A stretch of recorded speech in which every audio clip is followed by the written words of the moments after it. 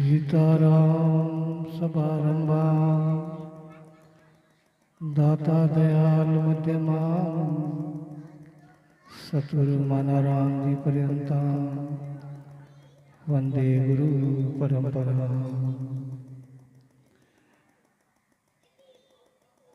ध्यान मूलम गुरु मूर्ति पूजा मूलम गुरु पदम मंत्र मूलम गुरु वाक्य मोक्ष मूलम गुरु कृपा।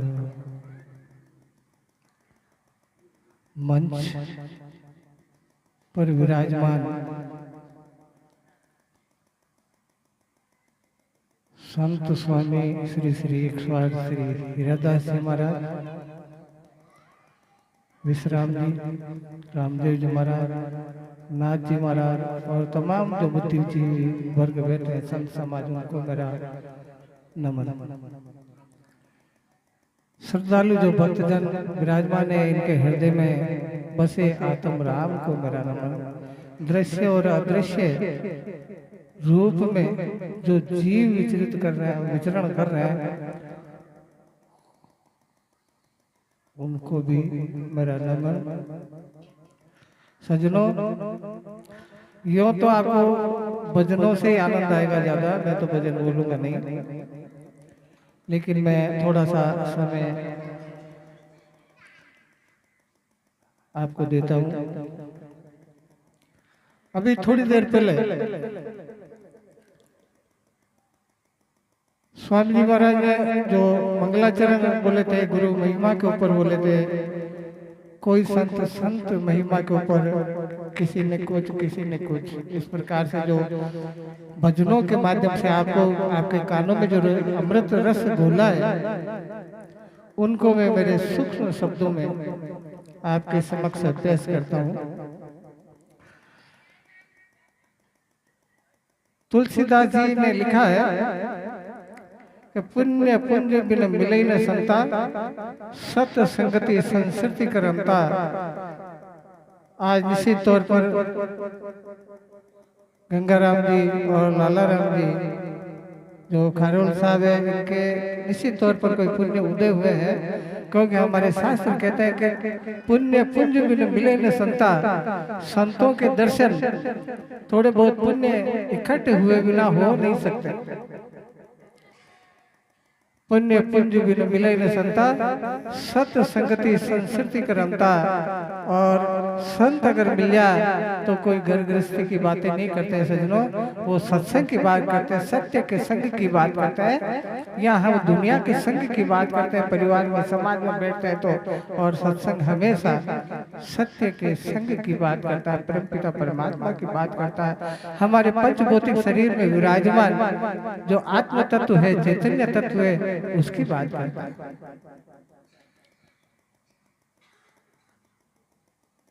महाराज श्री ने जो मंगलाचरण में संत महिमा का जो बहुत ही सुंदर तरीके से जो बखान किया है, जो अमृत रूपी शब्द आपके कानों में घोले हैं। सजनों, इस दुनिया के अंदर सतगुरु के बिना कल्याण होना कालातीत है, कल्याण हो नहीं सकता, सपने में संभव नहीं है। क्यों? क्योंकि आपने मान लीजिए पढ़ाई कर ली, एमए कर ली, एमए डबल कर ली, ट्रिपल कर ली, हार्वर्ड से चाहे डिग्री कर ली, और आपने कोई जुर्म किया है, जुर्म भले ही ना किया हो, आपके ऊपर कोई एलिगेशन लगाया हो, कोई इल्जाम लगाया हो, कोर्ट में पेशी चल रही है, काला कोर्ट वाला, भले उसमें अकल ही मत हो, ज्ञान ही मत हो, लेकिन कोर्ट में उसको बोलना पड़ेगा मजिस्ट्रेट के सामने। ऐसे ही जब हम इस पंच भौतिक शरीर को छोड़कर परमपिता परमात्मा की नगरी में, इस पूरे ब्रह्मांड में लीन हो जाते हैं सूक्ष्म रूप से, आपकी पैरवी कौन करेगा? कोर्ट में आपने वकील करा नहीं। इसीलिए हमें गुरुमुखी होना अति आवश्यक है, क्योंकि गुरु के बिना, सतगुरु के बिना हमारा गति नहीं हो सकती है। क्योंकि हमारा यहाँ हम 5, 10, 20, 50 परिवार के अंदर बैठे हैं, कोई दुख या सुख हो जाए तो हम पड़ोसी को बोल दें, इधर वाले को बोल दें, चाचा को बोल दें, ताऊ को बोल दें, बेटे को बोलते हैं, बेटे की बहू को बोलते हैं, वहां किसको बोलोगे? कौन है आपका साथी? जब भौतिक शरीर को तो आप जला के आ जाते हो, फिर सूक्ष्म शरीर विचरण करता रहता है। कल्पनातीत बात है, कल्पना कीजिए क्या होता होगा उसके साथ। लेकिन क्यों? क्योंकि अगर सतगुरु है आपके तो आपका संगी है वो, और आपका कल्याण की राह का एक प्रतीक है। सतगुरु और परमात्मा में कोई भेद नहीं है। परमात्मा भी इस धरती पे आएगा तो पंचभौतिक शरीर धारण करके आएगा, उसको भी जन्म लेना पड़ेगा और यहाँ से रुखसत होना पड़ेगा, जाना पड़ेगा इस पंचभौतिक शरीर को, क्योंकि इस प्रकृति में जो आया है। आप जब पैदा हुए थे, जब छोटे बच्चे थे, 2-2.5 किलो के, 1.5 किलो के, लेकिन हमने प्रकृति का कर्जा ले लेकर और बहुत सारा कर्जा इकट्ठा कर लिया, 5-6 फीट के हो गए हम बहुत सारा। इस सारे कर्जे को यहीं समर्पित करके जाना है, इसी भूमि पर समर्पित करके जाना है। और जो हमारे संग जाना है, जो हमारे साथ जाना है, वो हमारे कर्म है। इनको चुप रखो ना भाई, या आप भजन सुन लो, मैं फिर यही मेरी वाणी को इतनी करता हूँ।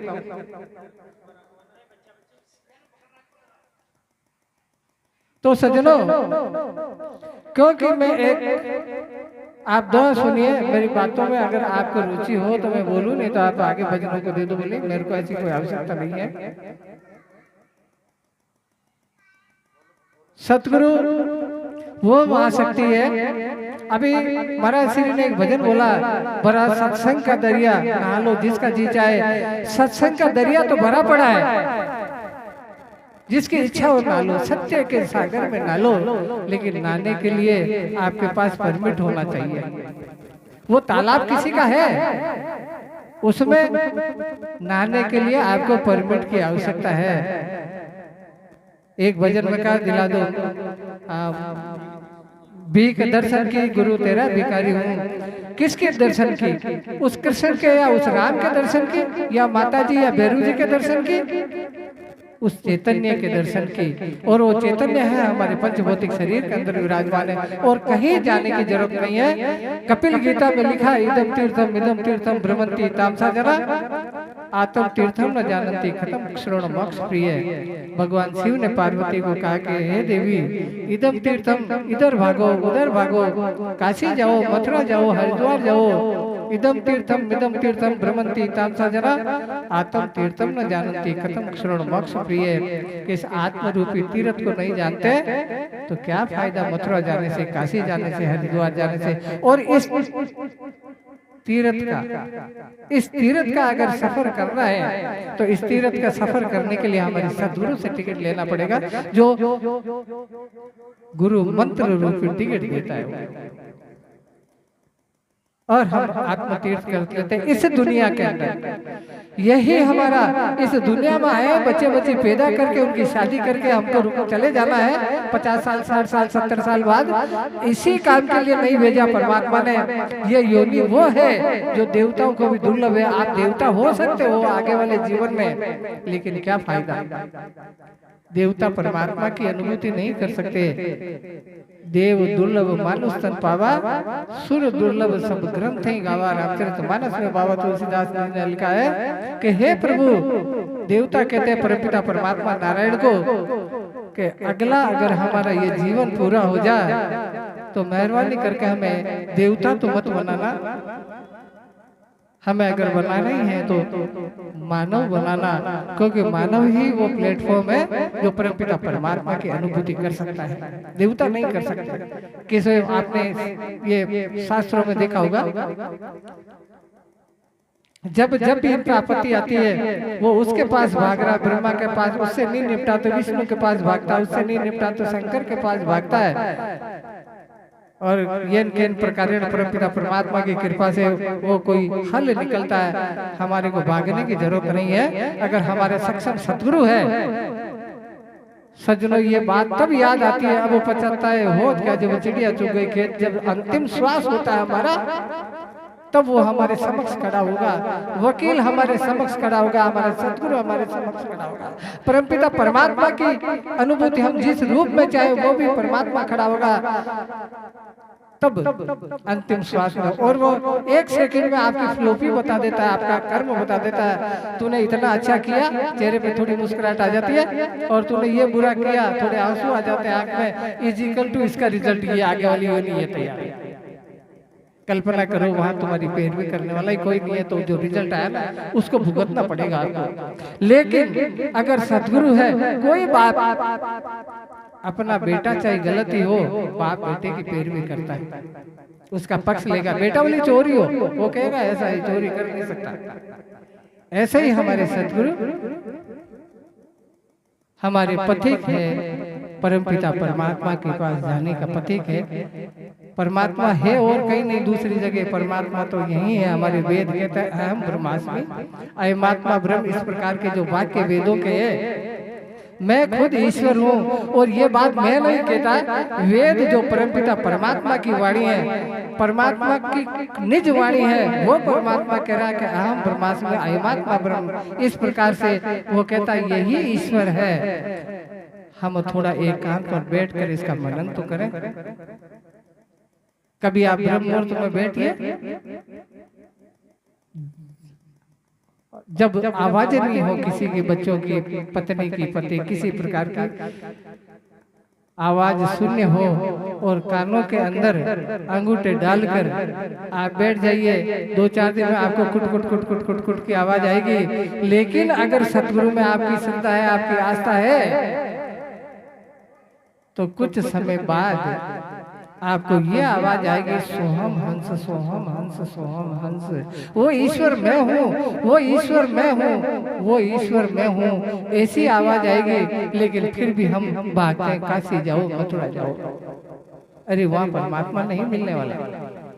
काशी के अंदर गंगा उतारी शंकर ने, वो शंकर मिलने वाला नहीं है। मथुरा में कृष्ण हुए, कृष्ण मिलने वाला नहीं है। राम हुए अयोध्या में, वो राम मिलने वाला नहीं है। वो प्रश्न ये होता कि वो मिलना नहीं है तो फिर क्यों बनाए मंदिर मस्जिद?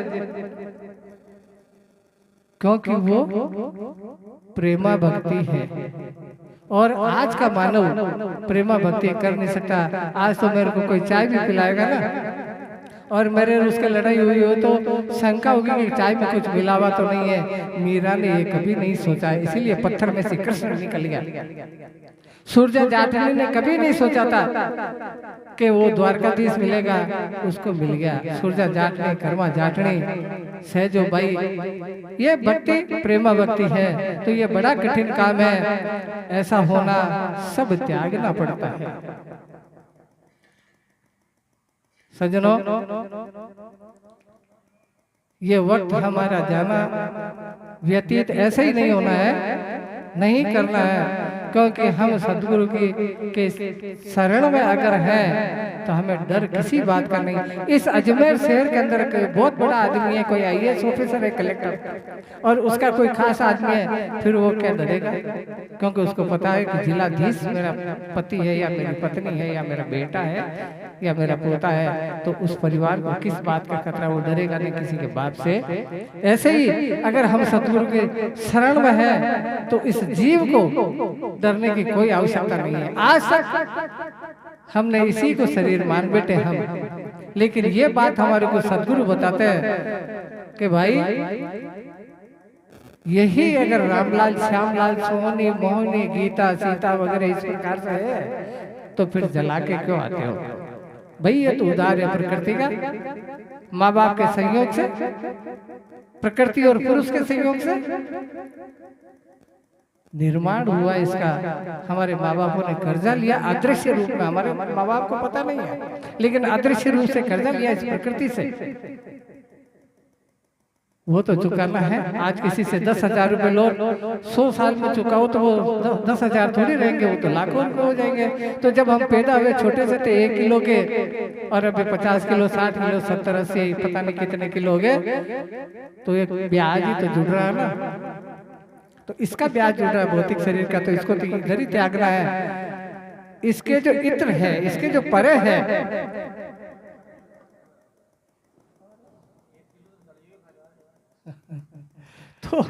उसको उसका अध्ययन करना, हमारे को उसको देखना और चैतन्य की अनुभूति करना इतना आसान काम नहीं है। लेकिन मैं दावे के साथ कहता हूँ आपको कि इतना कठिन काम भी नहीं है अगर वो गुरुमुखी है तो। हम हर चीज में हमारा दिमाग लगाते हैं, हमारे अंतःकरण चित्त मन बुद्धि अहंकार, इसको हटाकर इसको एक तरफ रख के और आप चिंतन करो।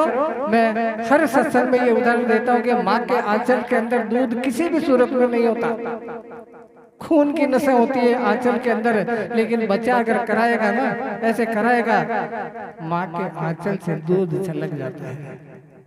ऐसे ही उस परमपिता परमात्मा को हमारे रुपए नहीं चाहिए, पैसे नहीं चाहिए, हमारी गाड़ी घोड़े बंगले नहीं चाहिए। एक कान में बैठकर आपकी आंखों के अंदर आंसू छलक जाए उस प्रेमी के लिए, तो परमात्मा मिलना कोई दूर नहीं बात है। लेकिन हम करते क्या है, कहना आसान है, करना कोई चाहता नहीं, इसीलिए परमात्मा उसके नजर आता नहीं। कह तो देते, बहुत लोग कहते हैं मैंने रामायण पढ़ ली 4 बार 10 बार, गीता पढ़ ली 10-20 बार, उपनिषद पढ़ लिए, वेद पढ़ लिए, शास्त्र पढ़ लिए, क्या हो गया पढ़ने से? पढ़ने से परमात्मा नहीं मिल सकता। अगर पढ़ने से बच्चा जिलाधीश बनता तो स्कूल और कॉलेजों की आवश्यकता नहीं होती, उसके सिग्नेचर चाहिए डीन के या प्रिंसिपल के, तब वो प्रमाण पत्र मिलेगा, तब पुष्टिकरण होगा कि आप इतने पढ़े लिखे हो। ऐसे ही वहां प्रमाण पत्र चाहिए सतगुरु का, परमात्मा की अनुभूति करने के लिए। क्यों? क्योंकि जैसे सहजो भाई ने लिखा है कि क्या कर सकता है गुरु। अभी 4 दिन पहले की मैं घटना बताऊंगा आपको। बिहार के छपरा शहर के, बिहार के अंदर एक छपरा शहर है, उस छपरा के अंदर एक बालक पैदा होता है मां गोमती के, जिसका नाम होता है कपिल। माँ बापों से संस्कार मिले, आध्यात्मिक के संस्कार मिले और वृंदावन आ गया। गुलजारी लाल जी जो सीधे साधे आदमी थे, कोई संत नहीं थे, वो सीधे साधे थे, लेकिन नमो नारायण नमो नारायण नमो नारायण ऐसे बोलते, तो उनसे उपदेश ले लिया। वो बहुत बड़े त्यागी वैरागी नहीं थे वो गुलजारी लाल जी महाराज वृंदावन वाले, लेकिन उन्होंने उपदेश ले लिया कपिल ने।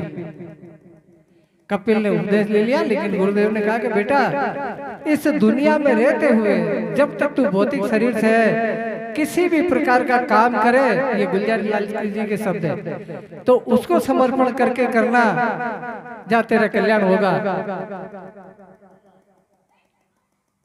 तेरी गति भी होगी, तू जब पंच भौतिक शरीर छोड़ के जाएगा, क्योंकि तू सतगुरु की शरण में है। वो कपिल जब 22 साल का होता है तो मिलिट्री के अंदर कमीशन मिल जाता है उसको, मिलिट्री के अंदर पायलट का कमीशन मिल जाता है। थोड़े दिन बाद विंग कमांडर हो जाता है और उनका नाम, अभी 4 दिन पहले की घटना आप सबको शायद पता होगा, पायलट बाबा, जिसके गुरुदेव कोई ज्यादा बहुत शिक्षित नहीं थे, बहुत ब्रह्मश्रोत्रिय, सदगुरु तो ब्रह्मश्रोत्रिय ब्रह्मनिष्ठ होता है, लेकिन हम ये कहें कि ऐसे कपड़े पीले कपड़े नीले कपड़े बंगवे कपड़े ऐसे लंबी दाढ़ी जटाए ऐसे कुछ नहीं था, साधारण से थे गृहस्थी। 1962 उनको कमीशन जब मिल गया विंग कमांडर का, तो आर्मी ने ये सोचकर कि बहुत टैलेंटेड पायलट है, उसको लड़ाकू विमान दे दिया, क्योंकि लड़ाकू विमान चलाने के लिए हिम्मत चाहिए, सामने बम पड़ते हैं, गोलियां चलती है। उन्होंने 62 की लड़ाई लड़ी, 65 की लड़ाई लड़ी, 71 की लड़ाई लड़ी, जब दुश्मन ने हमला कर दिया और गोली दाग दी टैंक से और उनका वो फट गया, जो विमान था जो, और दुश्मन के खेमे में जाके वो पड़ गया। सतगुरु क्या होता है ये मैं बताने का प्रयास कर रहा हूँ, सुनिए इसको। जब पड़ जाता है, दूर दूर से दुश्मन की सेना पास में आती उनको मारने के लिए, लेकिन वो जब गिरा तब यही उसके शब्द थे पायलट बाबा के, जब कपिल सिंह जी के गुरुदेव तेरी यही रजा है तो मैं तैयार हूँ। जैसे ही पायलट वो विंग कमांडर कपिल सिंह नीचे पड़ा दुश्मन की धरती पे, दो साधु आते हैं। आसपास जंगल, कोई साधु का काम नहीं, वो तो पाकिस्तान इस्लाम कंट्री। कपिल सिंह को बोला तेरा प्लेन खराब हो गया, मैं ठीक करता हूँ, तू इसको रन थ्रो कर। और मालूम नहीं क्या करा, वो जब उठ गया बोले हम भी तेरे साथ चल रहे, वो उसमें बैठ गए, एक सज्जन बैठ गए। हमारे इंडिया में आकर वो प्लेन और कमीशन ऑफिसर होता है, जो कमांडिंग ऑफिसर होता है, उसको रिपोर्ट देनी पड़ती है कि मेरे साथ क्या क्या घटना घटी। तो जब सीनियर ब्रिगेडियर को जब रिपोर्ट देते हैं कपिल सिंह जी कि सर मेरा ये गोली दाग दी दुश्मन ने और ये टूट गया, मेरा खराब हो गया, दुश्मन की सेना में पड़ गया, लेकिन मालूम नहीं एक बाबा जी टाइप का आया नंग धड़ंग, उसने कहा क्या हुआ, मैंने कहा भाई ये गोली मार दी इसमें, तो उसने पता नहीं क्या करा कि आप पायलट उठाइए, आप ही उठाइए, मैं भी अंदर बैठता हूँ और मैं इसको लेके आ गया, क्षमा करना सर, क्षतिग्रस्त हो गया ये, लेकिन मैंने जंग जीता के जाऊंगा, जंग हार के नहीं जाऊंगा। उसने कहा वो आदमी कहाँ, बोले अंदर बैठा है। जब ब्रिगेडियर साहब अंदर आते हैं और कपिल सिंह जो पायलट थे वो भी अंदर आते हैं, तो कोई नहीं, कोई बाबा जी नहीं। प्लेन की ये हालत कि वो उड़ना तो छोड़ो, गाय घुस जाए इतने तो छेद हो गए उसमें। उसी समय उसने अपनी केट उतारी, अपनी यूनिफॉर्म उतारी और ब्रिगेडियर को सैल्यूट मार के और निकल गए, जिसको आज 4 दिन पहले मंगलवार के दिन पायलट बाबा आप सब लोगों ने सुना होगा। तो वो होता है जब बॉम्बे हॉस्पिटल में थे तो उनसे पत्रकारों ने पूछा, क्योंकि पूरी दुनिया में उनका आश्रम है, पूछा आपने इतनी ग्रोथ करी है देश में विदेश के अंदर, आपको तब कैसा लगा होगा जब वो पायलट आपका जो दुश्मन के खेमे में उतरा, तो पायलट के शब्द है पायलट बाबा के कि मैंने यही कहा कि हे सतगुरु तेरी इसी में रजा है तो मैं तैयार हूँ। और पता नहीं कौन आ गया। सज्जनों, सतगुरु कोई इंसान नहीं होता, सतगुरु एक एलिमेंट होता है, तत्व होता है सतगुरु।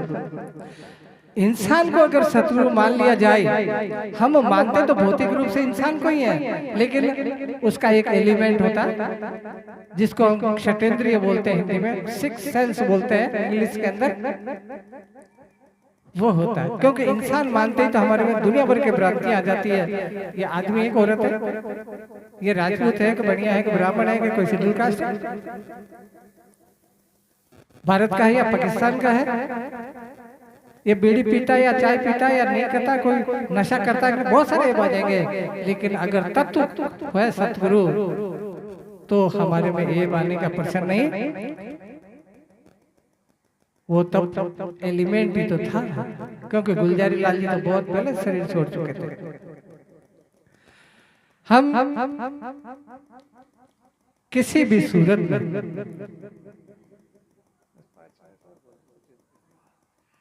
सहजो भाई ने एक दुआ लिखा कि सतगुरु 4 प्रकार के जिनके न्यारे न्यारे अंग, मलियागिरी पारस कहूं दीपक और ब्रंग, मलियागिरी गुरु ग्रंथ है पारस साधु जान, सत्संग दीप समान है सतगुरु भृंग समान।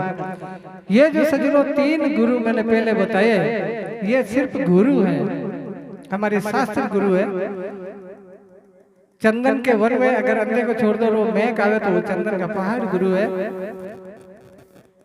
सत्संग भी एक गुरु है, लेकिन सतगुरु, ये मैं अक्सर सत्संगों में ये बात कहता हूँ कि हम गांव के लोग हैं जो मिट्टी लाती है एक भोंगरी पीले रंग की, जिसको हम ततैया बोलते हैं हिंदी के अंदर, तो मारवाड़ी में टाटियो कहे भी, वो मिट्टी लाती है।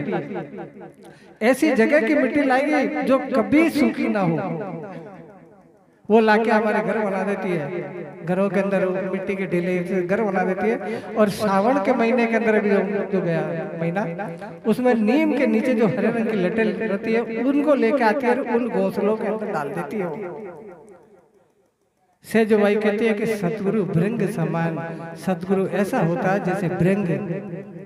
वो लटे आपने कितने ही टेक्नोलॉजी की डिग्रियां कर ली हो, डिप्लोमे कर लियो, कुछ भी कर लिया हो, चाहे पढ़ाई हार्वर्ड से कर ली हो, लेकिन उनको फोड़ोगे तो लटे निकलेगी। लेकिन अगर वो भौंरी फोड़ेगी वो गुंजायमान करती रहती है उसके चारों तरफ, वो फोड़ेगी तो भंवरी निकालेगी।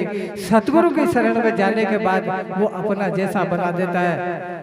इसीलिए हमें सतगुरु की शरण में जाना चाहिए। ये जन्म सजनों आगे मालूम नहीं कैसा जन्म मिलना, कौन जन्म मिलना, तो इसी जन्म को, इसी खेत को हाँक चौक कर खाद देकर परिपक्व कर लो, ताकि आपकी फसल है वो परिपक्व हो सके, क्योंकि आगे मौका मिले या नहीं मिले। सुंदरदास जी महाराज ने भी लिखा, सतगुरु में ईश्वर बसे, ईश्वर सतगुरु माय, सुंदर दो परस्पर भेदभाव बजुनाए। न परमात्मा अलग है, न सतगुरु अलग है। इस परमपिता परमात्मा की जो अनुभूति कराता है इस बॉडी के 5 एलिमेंट्स के अंदर, पंच भौतिक शरीर के अंदर, वो हमारा सतगुरु होता है। इसलिए हमारे पूज्य है वो, वही हमारा ईश्वर है। मेरे से कई मेरे शिष्य पूछते हैं कि आप किसकी पूजा कर दो, हालांकि वैसे मैं राम से नहीं हूँ, लेकिन मैं ये कहता हूँ राम की पूजा करता हूँ, लेकिन किस राम की? आपके राम तो इधर है भीतर बेटा, राम तो राम, वो राम तो चला गया। एक राम दशरथ कर डोले, एक राम गटगट में बोले, एक राम का सकल मसारा, एक राम सभी से न्यारा। तो इस राम की अनुभूति अगर कोई कराने वाला महापुरुष इस सृष्टि के अंदर है तो सतगुरु है। और अगर हम दिव्य दृष्टि देखकर, हमारे वेदों के 4 फ्रैक्शन है, संहिता, ब्राह्मण शास्त्र, अरण्यक और उपनिषद, इन चारों को छान मारो, एक ही बात मिलेगी कि सतगुरु के बिना वेद नहीं पढ़ सकते हो। वेदों को 4 भागों में बांटा क्योंकि वेद बड़ा कठिन है, खुद परमात्मा की वाणी है, लेकिन सतगुरु की शरण में है तो चाहे अरण्यक हो, चाहे संहिता हो, चाहे उपनिषद हो, उनका जो रस है ना, उपनिषद रस होता है, उस रस को हमारे सतगुरु हमारे कानों के अंदर अमृत रूपी शब्द कान में डालते हैं और वो झंकार उठने लग जाती है। बस वही हमारा अंतिम सत्य है। आज कल्पना करो कि सामने गाय खड़ी है, कुत्ता खड़ा है, कोई और जानवर खड़ा है, हो सकता है कभी वो भी इंसान हो, बुखार हो सकता है उनको भी आती हो, टांगे उनकी भी दुखती हो, किसको बोले वो आज आपके पास तो दुनिया भर की फैसिलिटीज है। तो कम से कम ऐसे तो रहे हम कि एक घड़ी आदि में पुनियाद, तुलसी सत्संग सादगी कटे कोटि अपराध। कुछ तो उस परमपिता परमात्मा रे 24 घंटे हम धंधा करते हैं, पत्नी से मिलते हैं, पति से मिलते हैं, बेटे बेटियों से मिलते हैं, इनके पढ़ाई करते हैं, सारा कारोबार करते हैं। कुछ समय तो ऐसा निकालो जो उस परवरदिगार के दर्शन हो सके, उस परवरदिगार की याद आ सके। आप एकांत में बैठ के और कभी इस प्रकार से स्मरण करो कि आपकी आंखें गीली हो जाए। मैं दावा करता हूँ कि उनको अगरबत्ती जलाने की जरूरत नहीं है, घंटी हिलाने की जरूरत नहीं है। कौन सी अगरबत्ती जला रहे हो? पेड़ उनका है, वो जो खुशबू लगाई जो परमात्मा की है, घंटी का जो पीतल बना जो परमात्मा का है, हिलाने वाला खुद भौतिक है। फिर तेरे तुझको अर्पण क्या लागे मोरा, क्या चढ़ा रहे हो परमात्मा को?